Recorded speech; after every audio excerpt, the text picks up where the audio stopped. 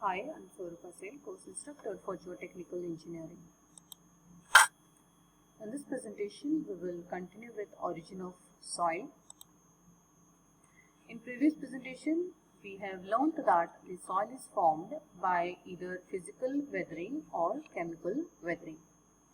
Physical weathering results into formation of coarse aggregates, and the examples for coarse aggregates are gravel and sand. Whereas due to chemical weathering, fine aggregates are formed, and examples are silt and clay. There are two types of soils which are formed by weathering. One is transported soil and second one is residual soil. Transported soil is the one which is formed due to weathering of the rock, and it gets transported from the place where it formed or from the place where it originated, and it is redeposited or it is transported to some other place. Hence it is known as transported soil. There are various agents which are involved in transporting the soil from one place to another, like for example, wind, water and ice will help in transporting the soil from the place where it originated to the other place. Whereas residual soil is the product which is formed due to rock weathering, but it gets located in the place where it was formed or where it originated. So there won't be any transportation of soil from one place to another. There are various types of deposits which are formed and which come under category of transported soil. They are, first one is alluvial deposit, second is aeolian deposit, third one is glacial deposit, fourth one is lacustrine deposit, and last one is marine deposit. Alluvial deposit is the one which is being deposited from suspension in running water, and it consists of various layers of sand, silt and clay. So in this figure we can see alluvial soil which is formed by the suspension in running water.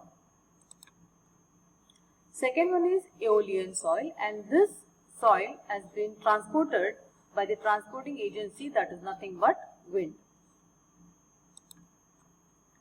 Third one is glacial deposit, and it is formed by the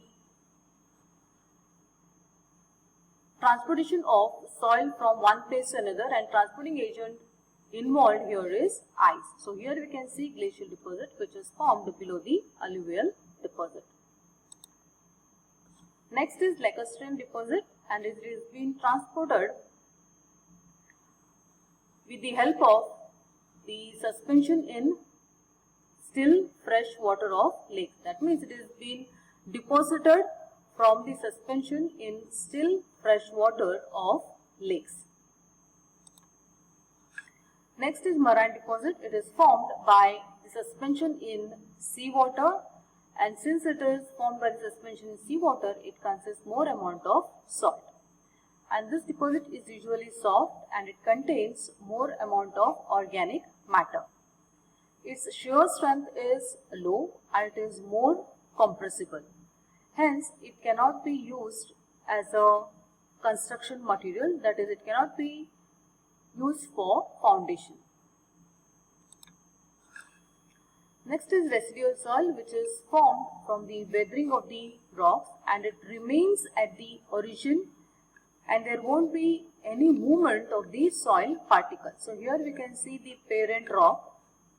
So from this parent rock the soil is formed, and this soil remains at the place where it originated.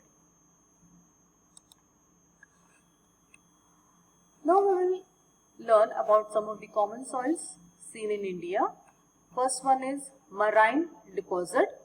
So here in this map we can see various types of soil distribution. The one which is shown by dotted hash represents marine deposits, and these deposits are found along the coast in narrow tidal plains.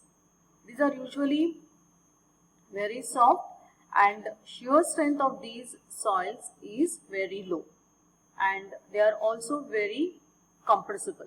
So compressibility is very high in this type of soil. Hence, construction of any structure on these soils is very challenging, as they have got low bearing capacity and there will be excessive settlement. Next is lateritic soil, which are shown by the inclined lines over here, and these soils are found in some parts of Kerala, Karnataka, Maharashtra and Orissa, and also in some parts of West Bengal. These are formed due to the decomposition of rocks, and they are usually reddish in color. Third one is black cotton soil, which are shown by the horizontal lines over here. These are called as expansive soils, and they are found in some parts of Maharashtra, Gujarat, Madhya Pradesh, Karnataka, Tamil Nadu and Andhra Pradesh, and also in some parts of Uttar Pradesh.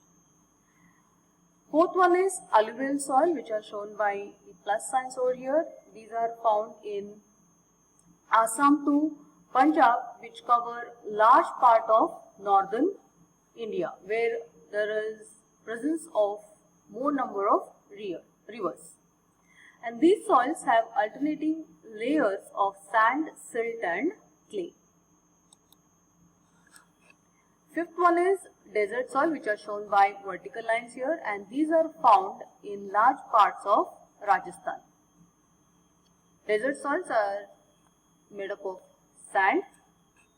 Sixth one is boulder deposits, which are not shown over here, but they are found in the sub-Himalayan regions of Himachal Pradesh and Uttar Pradesh.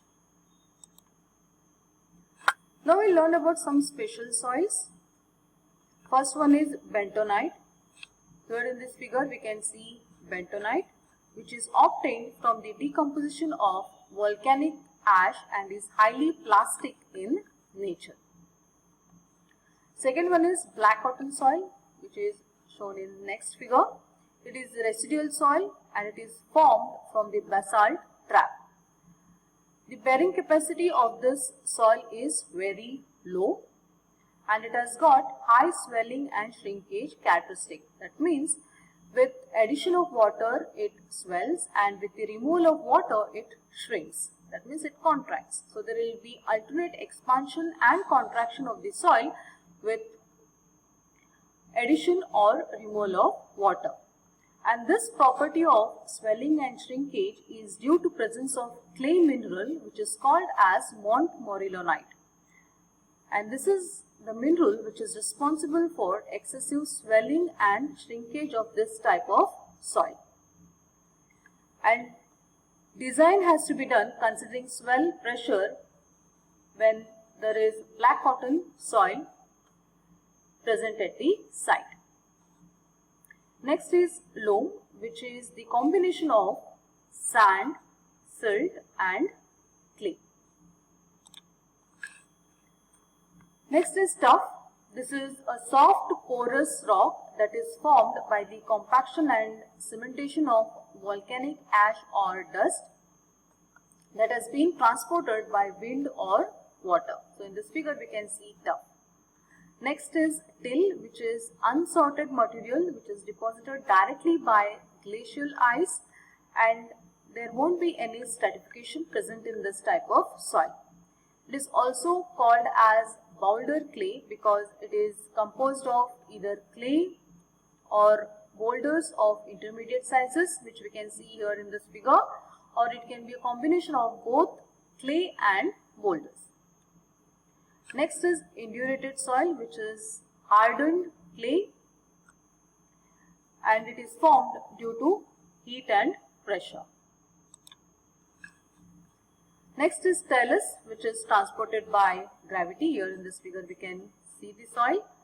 And next one is marl, which is very fine grained calcium carbonate soil of marine origin. Thank you.